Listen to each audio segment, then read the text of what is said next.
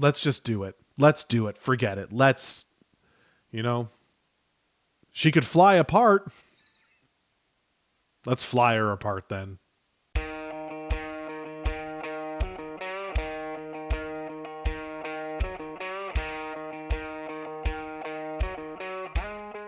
Okay, so that's it. Goliath Games 2026 in the books. Their first sanctioned show. I did not do their other two shows, just mostly for a timing reason. I think the first year they did it, it was like a week or two after I'd competed at nationals, so I was in no shape to do it. Last year, again, I think it was just a timing thing where it fell in my calendar. It didn't work out. So this year, being their first sanctioned show, they did it in April, which was great. And this is the one I opted to do over the weight pit, which I normally do the weight pit first. But I chose this one for a number of reasons. One, I like these events a heck of a lot better than I liked the events at Goliath Games. And I'm trying to be a little bit more picky and a little bit more smart this season compared to the previous seasons where I would just do every show under the sun.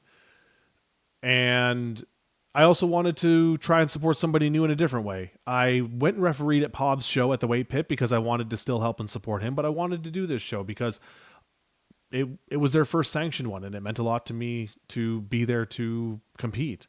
So going into it, training in some areas was really good, and in other areas, not so good. The plan was, like I've said before, to do the best on the events that I'm good at and try to pick up the slack in the other ones. And that's kind of what happened. So I'm going to go through the events one by one and talk about them, and then give a breakdown of where the show was at in between, where my head was at in between, and then a recap, complete recap at the end. So we started off with pressing the double dumbbell ladder, the event I was the most excited for, the event I was the most confident about, and the event I knew that I had to finish first or second to set the pace for the rest of the day for myself. Not just for the rest of the competitors, but for me. I needed to start this with a win or second place, but preferably a win. In my mind, I had to win this. There was no ifs, ands, or buts about it. I had to win the event in order to set my pace. So my only question going into it was, one, could I press the 105s? Because I don't have a set of 105s in training. The gym only went up to 100s, and I was pressing them for multiple reps. So it was a question of, the dumbbells were the only thing in competition outside of the sled that I didn't do for weight because I didn't have 105s, and the sled didn't matter. The sled was just going to be heavy. I just had to, whatever. So I had to do the best I could with knowing that I could do the 100s. I could probably do the 105s. That was where my head was at. Would it play out? I had no idea. So first rep went really good. I kind of figured it would. I've been pressing the 90s in training pretty easily, so that's great. Moved on to the 100s. Again, this one I was not very concerned with. I've been hitting the 100s pretty consistently in training and for multiple reps, so that's fine. The 105s was going to be a question because I didn't have a 105 to work with. I knew I needed 5 reps. I miscued on the original clean, used my legs a little bit for the actual clean to get it to the rack position. That left arm was giving me fits in training, and again today, right there, I didn't get the rep because my left arm didn't lock out properly, but I got the second one. I ended up hitting 3, 4, and 5, which is what I needed to do to get the event win. That was the plan. The plan was to win the first event. Pressing is my thing. I like pressing. I'm good at pressing. I had to start off with the win, get maximum points, and go from there. And I did that, and I felt really good about it. No real notes on it other than clean up the clean and work on my left arm for whatever reason why it gives me fits. Clean that all up, and it'll be better in the future if I ever have to deal with it again. But again, starting off with the event win was exactly what I needed to do. Perfect. Event win, starting the day off right. It was nice. That's the most in control I've been for an event. To know what I have to hit and to be able to do it was such a good feeling. I can understand why pros and even some of my other fellow amateurs get super hyped in those moments, because to stand up there and go, I only need 5 on the last dumbbell. I just need 5 on the last dumbbell and I'm good to go. An absolutely incredible feeling to know that and to do that. My only fear, like in the back of my mind, was like, did I miscount? Did I actually get what I needed? Because Mike kept telling me I had more time. Obviously, Mike, the referee, is not keeping track of like who's leading the event. That's not his job. That's really on me to do. So it was nice to look at the scoreboard afterwards to know and to shout out these guys. They had a TV up with a live scoreboard on a Google Doc, so it was great for us to be able to see in between events how we were all doing. Minor nitpicky, they didn't have the link available to all the athletes. I would have preferred to have it on my phone. That's just a minor nitpicky thing. I'm not completely butthurt about it. I got to see how the scores were as the day went on. That's all I needed. So started off with a win. We moved into deadlifts. Now this was to me, before the event, the biggest question mark, because my deadlifts in training have not been great. After hitting 611 at WRPF Nationals, my deadlift went into the toilet. I went into an off season, which was smart. My coach at the time put me into an off season, which I needed. I 100% needed, and I stand by that decision. Then when I moved on from my coach and went into prep for this show, I was trying to bring my deadlift back up, and I didn't feel confident with it. I did not, I didn't feel like I was making the progress I needed to with it to get it back up. I had only hit 530 in training for a double, and I thought it was 535 because they were kilo plates, and I thought, okay, on the day of, it's going to be what it is. Warming up, I was going to warm up with a couple at 405, do 1 or 2 at 495, and then call it there, because at that point, after already doing one event, my legs were warm, my back was warm. I figured if I couldn't do what would that be, 35-pound jump, then I wasn't going to hit it anyway. So did 495 as my last warm-up. Felt incredible. I also kind of broke a rule where normally I would take my knee sleeves and my shoes off and put my deadlift socks on. With how blown up my legs were at that point, I knew if I took those knee sleeves off, I probably wasn't getting them back on.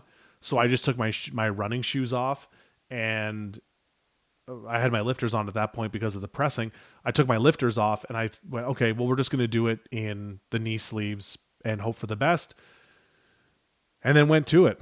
So first rep, great. Felt great. Really happy with how it moved. Same with the second rep. Great. Energy felt great. Legs felt like they were under me. Finally thinking my deadlift's back. Amazing. We are back, baby. We can do this.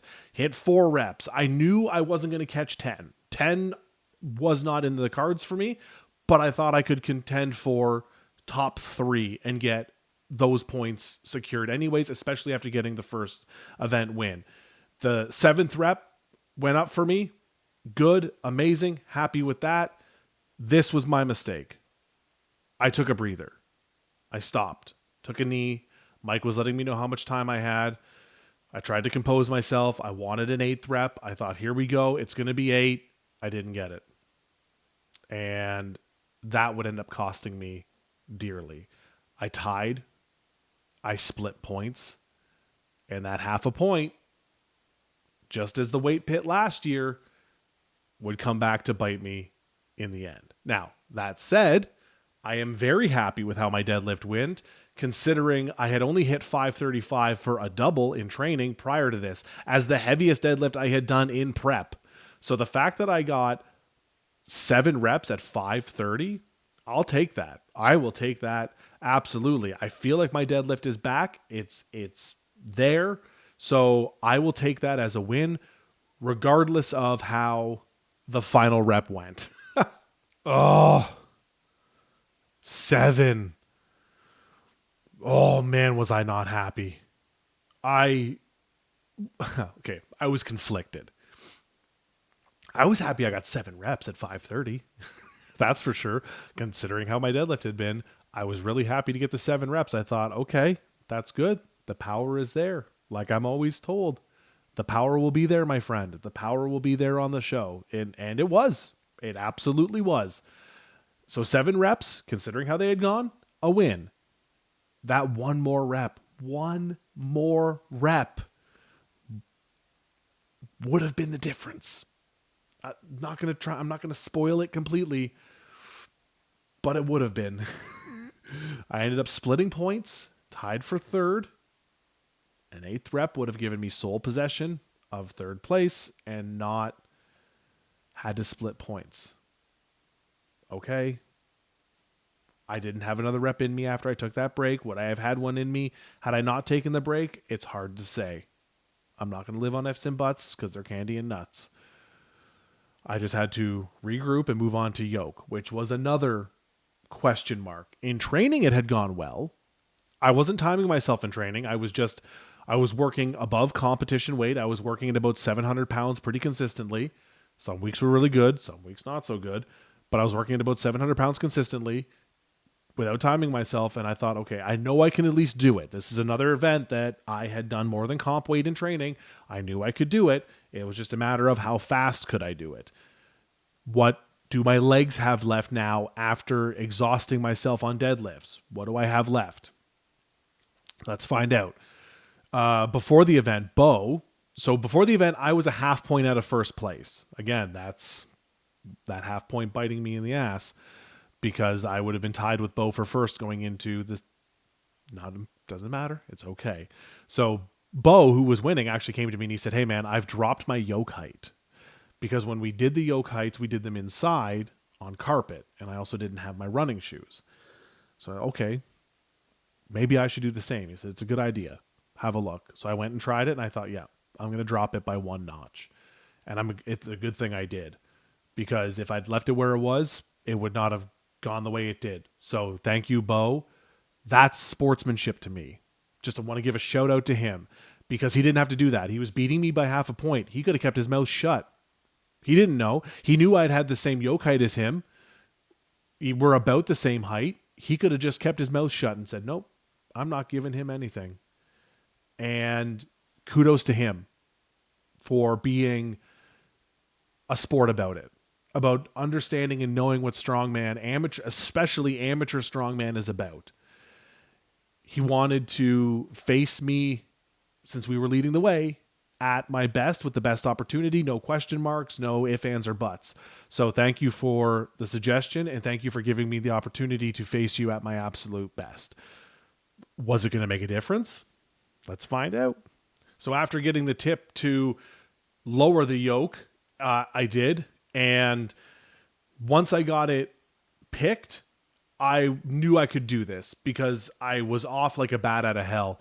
It felt good. Legs felt a little shaky. I'm still not comfortable moving at great speed with the weight on my back and trying to control it. I still feel like I'm not 100% in control of what I'm doing, but I knew I made good time. Everyone was kind of moving well with this outside of 1 or 2 people, which didn't really matter. The ones that I was focused on moved well, which gave me fits mentally, but I knew I moved well and I knew there was no more I could do. I knew I couldn't have moved faster. That was literally as fast as I could have gone. And when the dust settled, I had the second fastest time. Bo beat me by 3 whole seconds, which I know doesn't seem like a lot, but it's a lot. 3 seconds is a lot, okay? I didn't have... It's not like I can look at this video and go, I had another 3 seconds, here, another 3 seconds. I didn't. That was as fast as my little legs could take me. So he beat me fair and square. Second place on that was good. That felt really good. Okay. Second fastest time on the yoke. Amazing. I will take that any day of the week. I flew. And I knew I was flying. My little legs were going as fast as they absolutely could take me. So I'm happy with that. Bo beat me by 3 seconds, like I said. I didn't have another 3 seconds in me. No chance, no way. Absolutely not. So knowing that, I'm happy with that. I'm really happy with how my yoke went. After 3 events, being near the top, okay. I'm not going to count my chickens before they hatch, but the way the rest of the field had played out, the way we had kind of pulled away from the rest of the field, I thought my qualifier is kind of secure. Bo had his qualifier. He didn't count. If he finished first, the next 4 guys in line got their qualifier. If he beat me, yeah, it would have sucked. I would have liked to have won, but it didn't matter. I'm in a good spot. Now on to Farmers. Farmers is another one that went really well in training. I did 200 feet at 260 pounds a hand. And then I found out before the event that they changed the weights. They couldn't make it work at 250, so they went 265, I believe, or 255 was what it was supposed to be, 250, and they went 265. Okay, fine, whatever. How would I regroup? How would I handle that? Well, it wasn't my body that let me down. So I get set in the middle of the farmer's handles. I pick them up. I start moving again as fast as my little legs will take me. Going, feeling good. I've got this. I've got another lap in me. Legs feel, and then it just slipped right out of my hand. Right hand just rolled right out. I have no excuse other than that. I don't know if it was a chalk issue, if I didn't have enough. Should I have done liquid chalk with dry chalk combination? Should I have just done liquid chalk instead of dry chalk? I don't know. Hook ripped it. I don't know. I don't know what I could have done. It sucked. It was the lowest placing of the day for me. It only got me 2 points. And it was a blow mentally. Oh, what a kick in the teeth. Slipped right out of my hand. I don't think it was my grip. I'd done that weight or more than that weight in training for further than what I made it. A good carpenter never blames his tools. I'm going to try to avoid that while explaining what I think happened. I don't think the dry chalk only was the way to go. I think I needed some kind of liquid chalk or liquid chalk and dry chalk combination. But I'm so skeptical of trying new things on the day of a competition that I didn't want to risk it. I wanted to stick with what I knew. And did it come back to bite me? Maybe.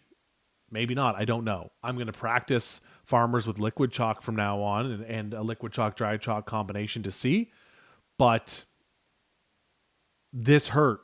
Second last in this event. Really hurt. It pretty much guaranteed I wasn't going to get first place. It put me at risk of losing out on the podium. And it was a mental fight. It was a real mental fight going into the last event, an event that I sucked at provincials.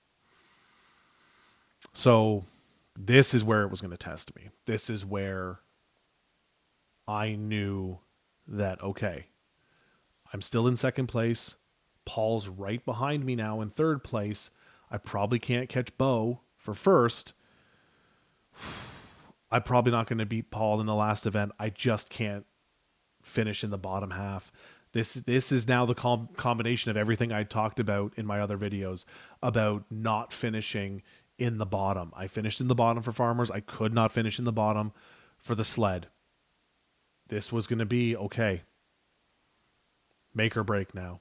Last event. You've done this to yourself. You only have yourself to blame. Do you have it in you to make it a clean run? Only one way to find out. So get the cue. I know I can pick the sandbag. Could have been a little bit faster on it. I was pretty tired, but happy with how I picked it. Again, using the pill pick method because I didn't have to load it over anything. I just had to pick it up and go. Hustled as fast as my little legs would take me. I felt like I was moving a lot faster than that. As it turns out, I wasn't, but in my mind, I was moving like Lightning McQueen. And the sled, I had no concept of how fast I was moving.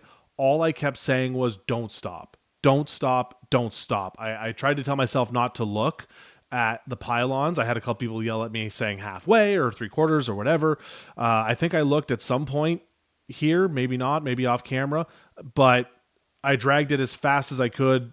Little bit of a hiccup at the end there. I probably cost me a little bit of time, but this is another event where I can say I left it all out there. I don't think I could have gone any faster.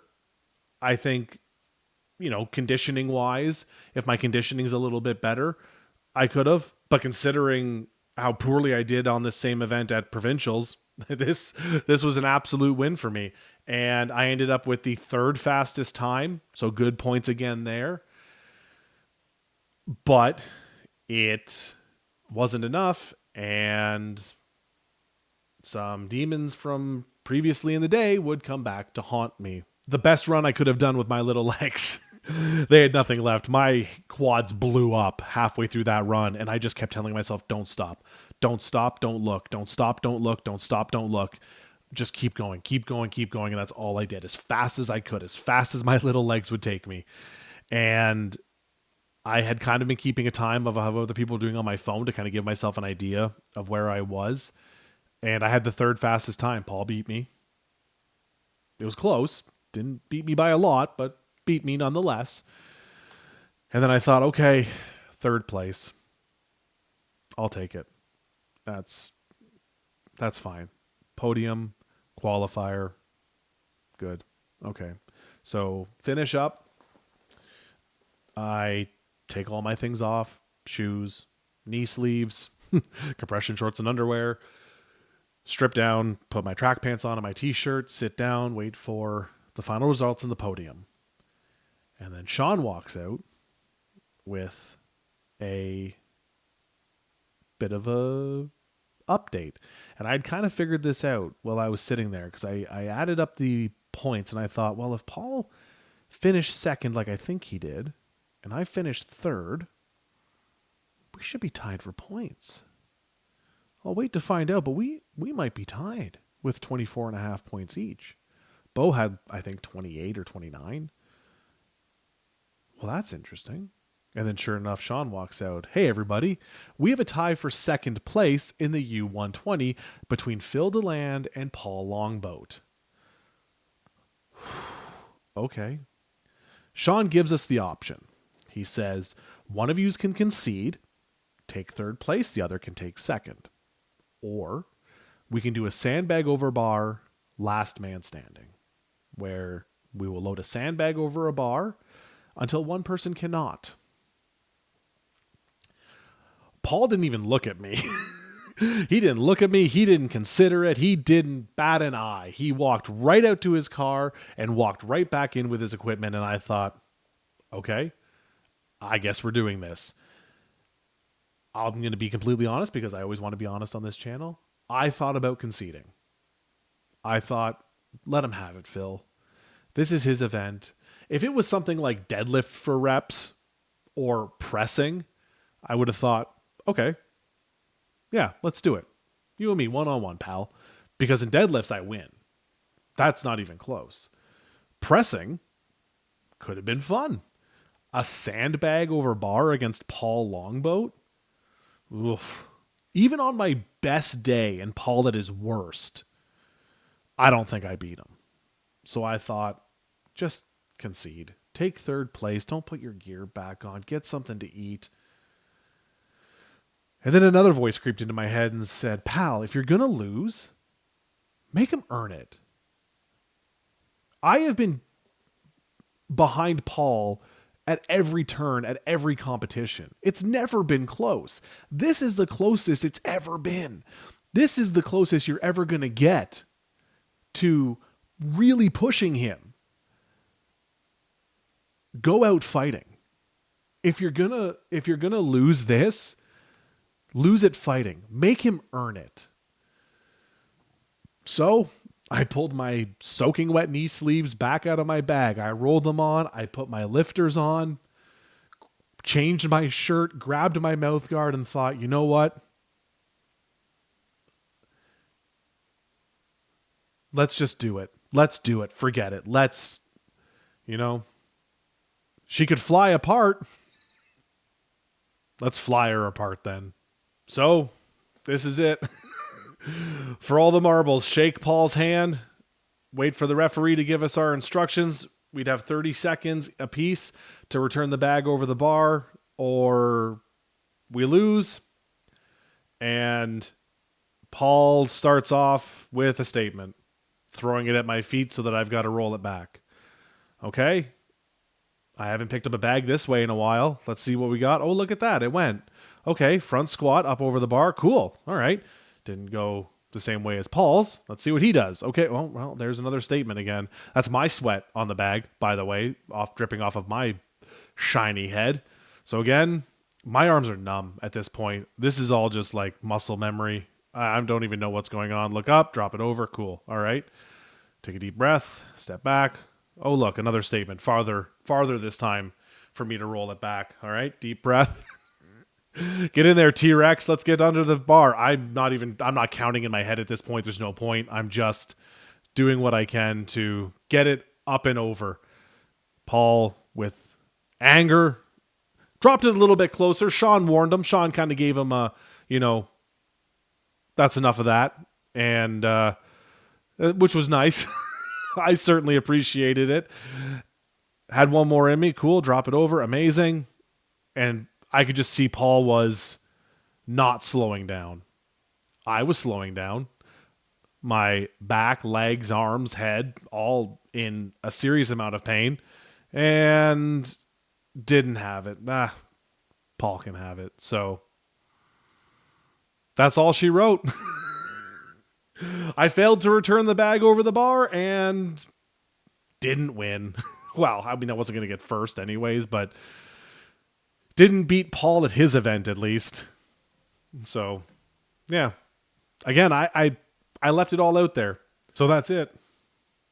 I stands all I can stands, and I can't stands no more. Did I have another rep in me? Maybe. Did Paul have another 5 reps in him? Yeah, for sure. Did I? Absolutely not. So that was it. I took 3rd place and got my qualifier. Paul beat me once again. Such is life. So the story goes. Oh, but you know what? I'm good with it. I'm okay with that. My goal was my qualifier. Anything else beyond that was gravy. And to finish in 3rd place, having finally not zeroed a single event. This is the first time I've done a show where I didn't zero an event. So that's an absolute win for me. I have things I'm really confident in now. I have some things to take back to the drawing board, learn from, and restructure with. But that's it. That was Goliath Games. And I got to say, I feel really good about it. I mean, physically, I'm broken down. But I've got 14 weeks now to train for provincials, which was the goal, which is what I'm going to do. I have all the events. I have all the implements. I'm good to go. I can start my training and start my prep for that. Give myself the best opportunity. I gave myself the best opportunity for this, and I took bronze. Cool. I'm going to give myself the best opportunity for provincials. Will I have the same result? I mean, maybe. Probably not, but I only know if I give myself the best chance at it. So, all that said, I just want to say thank you to Sean and Adam and Crunch Whitby for hosting the show, putting it on. Amazing. Lots of fun. I want to say thank you to everybody who has supported me through training, through the day of, since then. My fellow competitors, congratulations to Paul, obviously, and to Bo for winning. Good for him, his 2nd win of the season. And now we reset, we refeed, we recoup, we recover. Thank you to everybody for following as well. And if you continue to follow, I had a couple of people come up to me and tell me that I didn't know, complete strangers, come up to me and tell me that they follow the channel and that they enjoy the videos. Thank you so much for that. Just those 2 little compliments mean more to me than anything I did on the day of. I truly, from the bottom of my heart, I appreciate that. So thank you. And thank you to anybody who's listening now and will continue to listen in the future. Until my next video, which will be probably prepping for provincials, stay strong, stay focused, and I will catch you on the flip side.